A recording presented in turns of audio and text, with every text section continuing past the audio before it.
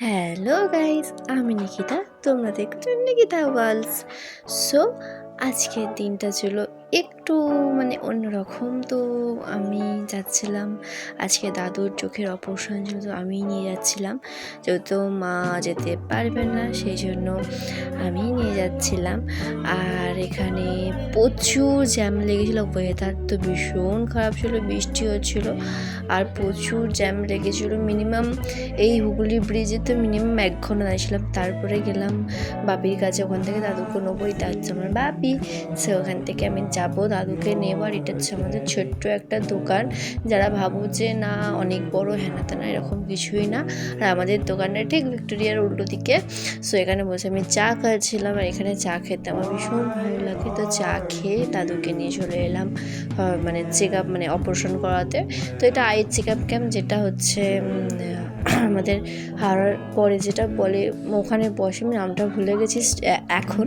তো যাই হোক, এখানে আমার প্রচুর লোক ছিল, বসেছিল। তো আমি এখানে বসেছিলাম আর দাদুকে ওপরে তুলে তুলে দিয়ে এসেছিলাম। যেহেতু অপারেশনটা ওপরেই হবে, দেখতে পাচ্ছ সবাই লাইন দিয়ে টুকটুক করে ঢুকছিলো, আর দাদু পেছনে ছিল। তারপরে আমি নিচে নেমে চলে এলাম।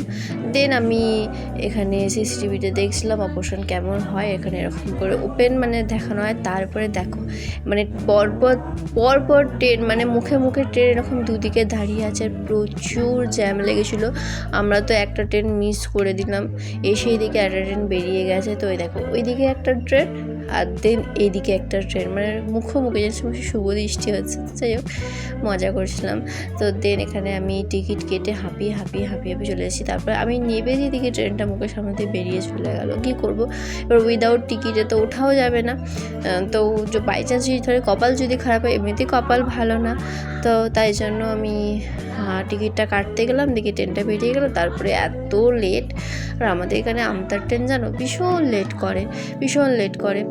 সো তারপরে এখানে ওয়েট করছিলাম। আর আমি ক্যামেরা কখন কীরকম ধরি না, মাথায় ঢোকে না, উল্টো পাল্টা ক্যামেরা ধরি। তো যাই হোক, তারপরে এখানে দেখো আবারও একটা ট্রেন, সেই ট্রেন দুটো চলে যাওয়ার পর আবারও দুটো ট্রেন মুখোমুখি হলো। তারপরে এই মশাটা আমার রক্ত খাচ্ছিলো, তো আমি সেটা ছোটো ভিডিও করছিলাম যে না, তুই রক্তটা খেয়ে তারপর তোকে মারবো, এরকম একটা ব্যাপার। তো সবাই হাসছিলো যে এখনও তোর মধ্যে থেকে বাচ্চাটা যায় না, কিন্তু না, আমি বড়ো হয়ে গেছি। তো এখন অনেকেই কমেন্ট করবে, হ্যাঁ তুমি কি আর বাচ্চা?